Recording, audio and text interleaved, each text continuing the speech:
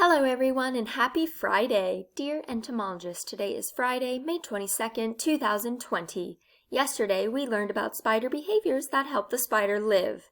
One behavior we learned was how a tarantula hunts. Today we are going to talk about the life cycle of a spider.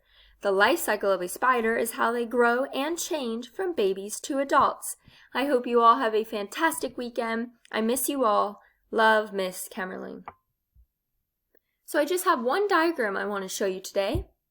It's of the life cycle of a spider. First you have the eggs, then you have the egg sac.